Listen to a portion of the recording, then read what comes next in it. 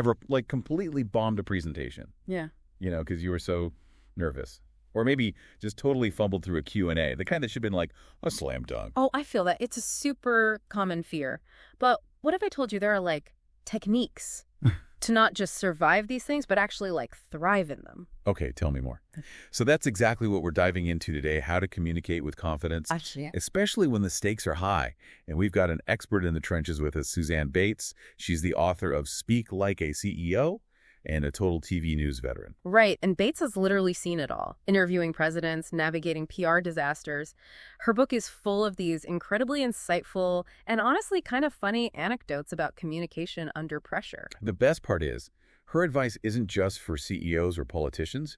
It's really about mastering those fundamental skills, the kind that helps anyone in any field command a room, own their message. Absolutely. Like, take her story about interviewing Hillary Clinton. Perfect example of what Bates calls expecting the expected. Okay, I'm intrigued. Break that down for me. So picture this. Bates is filling in on this Boston radio show back in 2003, and they get word that Hillary Clinton might call in. Just a quick interview, part of her book tour. Seems pretty standard, right? Totally. So what's the catch? Well, Clinton ends up calling in live from LaGuardia Airport with 5 minutes notice. Oh, no. And I'm guessing Bates hadn't prepped any questions. Not even a glance at the book. Talk about being thrown into the deep end. That's every interviewer's nightmare. So what did she do? Right. It's a train wreck waiting to happen, but it actually proves her point. She had to rely on what she calls the obvious questions, the ones you'd think are too simple.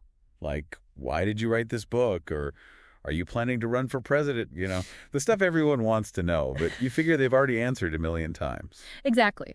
But here's the technical part. It's not just about having answers. It's about using these obvious questions as a launchpad to get your own points across, no matter what they throw at you. It's like that improv game. Yes, and. Take what you're given and build on it. I mean, Clinton was definitely prepared. So even with a less-than-ready interviewer, she could still drive the conversation where she wanted it to go. Precisely. And this isn't just for radio interviews with former first ladies, right? That ability to anticipate those obvious questions, whether you're pitching a project, giving a presentation, it's huge for staying composed, staying in control. It's like those basic questions, the ones we think will be easy. They trip people up because we don't actually prepare. We overthink the complicated stuff and forget the fundamentals. Totally. It's the difference between someone who seems polished and in command versus someone clearly flustered by a question they weren't expecting. It's like what Bates said about George W. Bush.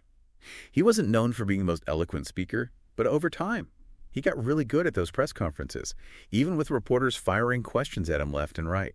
Right. Testament to preparation, like building muscle memory. The more you practice your message, the more you anticipate questions, the more instinctive it becomes to handle those high-pressure moments. It's like having those key points so ingrained, you just deliver no matter what. Which actually reminds me of this other story Bates tells about a chance encounter with, wait for it, former President Jimmy Carter. Oh, yeah, I love that story. It really shows how those unexpected moments, they can be the best ones, especially in, communication. So what happened? Tell me more. Okay, so Bates is working as a TV reporter in Philadelphia, and she gets sent to cover this thing with Jimmy Carter, former president. And here's the thing, they weren't even interested in the event. It was all about trying to snag a quick interview with Carter. Yes. About some big news story. Right. Got to make the most of those opportunities. Totally. But get this, there was no press availability. So Bates knows it's a long shot. Oh, yeah. But as she's going into the church, she spots him. Jimmy Carter. Just walking in with his Secret Service. Talk about being in the right place. Right. But are you ready for this? She hasn't prepared a single question. Well, yeah. Who expects to just run into a former president? Exactly. But she knows this is her chance. So what does she do? She and the cameraman, they sprint across the lawn, in heels, by the way, and somehow she gets an interview. Just like that, one-on-one with Jimmy Carter. You're kidding. That's amazing. And it kind of proves what Bates is saying, about those nervous moments. You can use them, reframe the nerves as an opportunity. It's so true. We've all felt that, the adrenaline rush before a big presentation or something. But her experience, it shows how that nervous energy can actually be a good thing if you know how to use it. Think of it like this, that feeling. It's your body getting ready for something important. Those leaders who can see it that way, like it's a sign of power, those are the ones who make a difference. And they probably have the best stories to tell, right? Okay, speaking of stepping up, Bates has this other great anecdote about covering Joe Biden's re-election back in '84 for the U.S. Senate. Okay, I'm listening. What did Joe do this time? So she's covering his victory speech, which everyone's thinking is pretty routine. But as Biden gets on stage, all the other big election stuff is in, right? Yeah. And the producers back at the station, they want something new. Uh-oh. Sounds like someone was about to get put on the spot. Yep. Bates gets this message in her earpiece. Get Biden live. The problem. He's on stage, ages away, and there's this massive crowd of, celebrating Democrats between her and the podium. No way she got to him. Oh, but she does. She pushes through the crowd. And she gets to the front, but still can't get his attention. So guess what she does? Why? She walks right up onto the stage, taps him on the arm, and just says, Senator Biden, Channel 10 News, any chance we could get you live? Wow. Talk about confident. She did not let that chaos stop her. Right. And Biden, he doesn't even hesitate. He takes her hand, leads her through the crowd. They got the interview. It's exactly what Bates calls owning the stage. Yeah. Just projecting that confidence that you belong, even if you're totally out of your element. It's like we were talking about before, using that nervous energy to your advantage. Because people respond to that self-assurance. It makes them feel like, okay, we're in good hands here. And that whole owning the stage thing, it works anywhere, right? It doesn't have to be an actual stage. You could be speaking up in a meeting where you feel totally lost. 100%. It's about believing your voice matters, even if you're not the loudest voice in the room. Okay, for our next story, I want to switch gears. Let's talk about contingency planning. And for this one, we're going to the 1985 NCAA Championship. Okay, 1985 NCAA Championship. Now remind me, what happened again? Right, so Bates is covering the game for TV. They're all set up, ready to go. And then out of nowhere, Villanova wins. Huge upset, beats Georgetown. Crowd goes absolutely nuts, obviously. I'm sensing this does not end well. For Bates and the crew, I mean. You could say that. Yeah. So the crowd, they start mobbing them. Everyone's celebrating, going crazy. And they have to climb on the roof of their truck to get away. Oh, wow. Okay, that's a little intense. So then what? Okay, so get this. When they finally turn the camera light on, from the roof, the crowd, they get even wilder, start rocking the truck back and forth. Bates and the crew are seriously worried it's going to tip over. Okay, yeah, that's a communication challenge I did not see coming. How does this, what's the leadership lesson here? Well, it's all about having a plan B, maybe even a plan C. See, they were so focused on, Georgetown winning, they didn't even think, what if the other guys win? What if Villanova pulls it off? Tunnel vision, classic. You get so focused on one outcome, right? The one that seems most likely, you forget to think, what about everything else? Exactly. And this isn't just sports, right?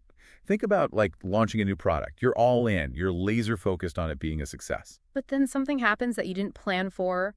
A competitor launches something similar, same time, or there's, a recession, hits out of nowhere. And that's where the contingency plan comes in. It can make or break you, how you handle that curveball. It's like, expect the unexpected. Know what the pitfalls could be and have a game plan. How are you going to communicate? How are you going to adapt when things go sideways? Totally. Okay, speaking of unexpected challenges, Bates also tells this story about a General Motors executive. He had to deal with a massive PR crisis, and it shows how important transparency is, taking ownership, even when it's hard. Oh, I think I remember this. This is the one with the Cadillac dashboards, right? They were catching fire. That's the one. Faulty ashtrays or something. So anyway, a colleague of Bates's is interviewing this GM guy about the whole mess. And, instead of dodging the blame, making excuses, the executive just comes right out and says, somebody goofed. Wow. Got to respect that, owning up to it. That takes guts, especially when you represent a huge company like that. Right. But here's the thing. That honesty, being willing to say, we messed up, it actually helped them in the long run. Of course. Because it makes people believe you. They're more forgiving, even when it's bad news, if they feel like you're being straight with them. Exactly. Just own the problem and then focus on fixing it. Don't try to hide it, Yeah. Which actually leads to Bates's point about knowing when to stop talking. She had this experience with a TV consultant. He gave her and her co-anchor some very blunt feedback. Oh, I love these behind-the-scenes stories. What happened? So they're reviewing tapes, right? And this consultant just tells them flat out, cut the chit-chat in half. Ouch. I bet that was hard to hear. Right. But his point was they were rambling. They were so comfortable with each other that they forgot about the audio. Easy to do, but it's so important. It's about respecting their time, People are busy. Exactly. It's like, get to the point. Brevity is the soul of wit and all that. Love that. So we covered a lot today, from nailing those high-pressure interviews to navigating PR nightmares. But what I love about all this is it's real. It's not just theory. It's stuff Bates has seen, Yeah. from years of working with people under pressure. And it really comes down to a few things: preparation, authenticity, and connecting with your audience. Those are things anyone can work on, no matter who you are or what you do. Being present, being engaged, and having the confidence to just go for it, even when things get messy. It's about making people feel heard and leading the conversation wherever it goes.